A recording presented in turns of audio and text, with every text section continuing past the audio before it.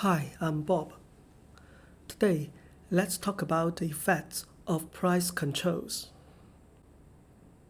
If we define the demand and supply as the actual quantities sold, then the quantity demanded equals the quantity supplied. The quantities are what we observed in the market. However, if we define the quantity demanded as the quantity that consumers want to buy at a given price, holding other factors that affect consumers' willingness to buy constant, and define the quantity supplied as the amount firms want to sell at a given price, holding other factors that affect supply constant, then the quantity demanded does not necessarily equal the quantity supply. The reason is that there could be a gap between the quantity demanded and the quantity supplied when the price control is present. Price control is a government intervention that could lead to either excess demand or excess supply when the price set by the government differs from the market clearing price. There were two types of price controls: price ceiling and price floor. The government may set a price ceiling so that the price at which goods are sold could not be higher than the price ceiling. Price is not allowed to rise above the price ceiling. The price ceiling is the maximum price the product is allowed to sell. For example, the government imposes a price ceiling of $2, as is shown in the graph, because the price ceiling is below the equilibrium price of $3. The ceiling is a binding constraint on the market. The forces of supply and demand tend to move the price towards the equilibrium price, but when the market price hits the ceiling, it cannot by law rise any further. So the market price equals the price ceiling, $2. At this price, 125 cones are demanded and only 75 are supplied. So there is a shortage of 50 cones. By contrast, when the government sets a price floor, the price at which goods are sold could not fall below the price floor. A price floor is a legal minimum on the price at which a good could be sold. As illustrated in the right graph, the government imposes a price floor of $4, which is above the equilibrium price of $3. Therefore, the market price equals $4. Because 120 cones are supplied at this price and only 80 are demanded, there is a surplus of 40 cones.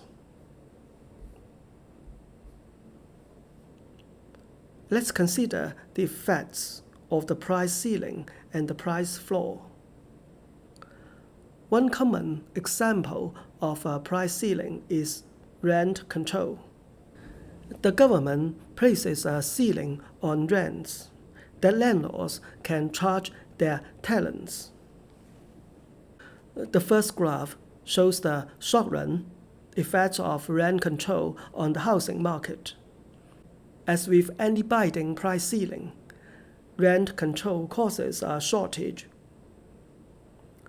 But because supply and demand are inelastic in the short run, the initial shortage caused by rent control is small.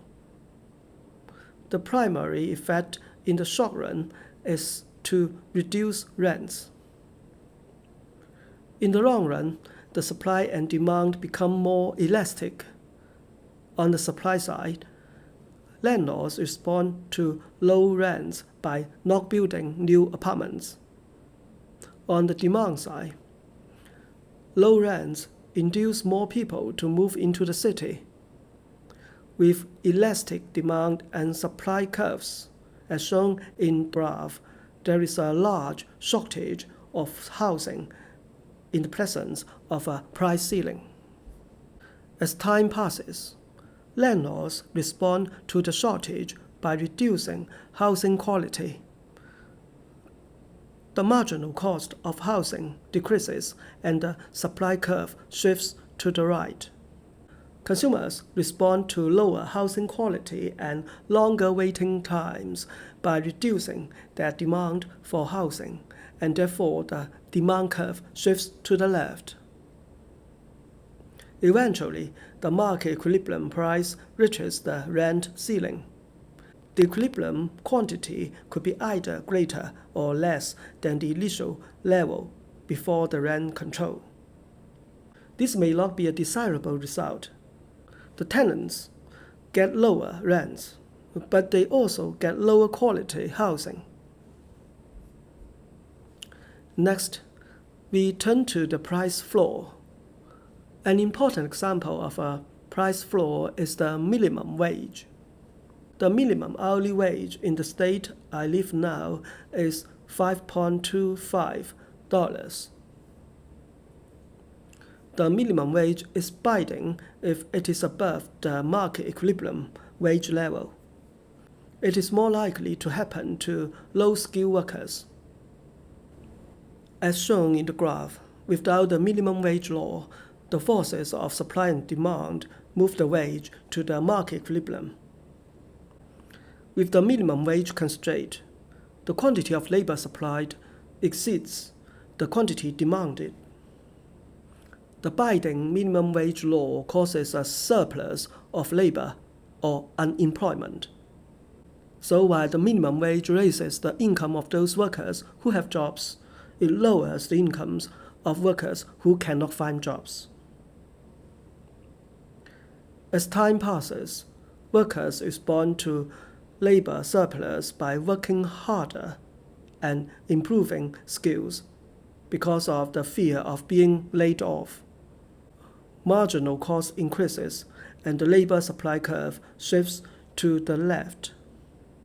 Firms respond to the higher quality of labor by employing more workers, and the demand curve shifts to the right.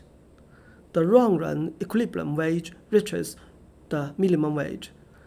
The quantity of workers employed could be higher or lower than the initial employment level. The minimum wage is a frequent topic of debate. Advocates of the minimum wage believe that it makes the poor better off. Opponents of the minimum wage argue that it benefits only people who manage to remain employed, but harms others by causing them to become unemployed. Moreover, they point out that it is a poorly targeted policy. There are alternative policies that can help low-income families more effectively. Thank you for watching this video and subscribing to my YouTube channel. See you next time.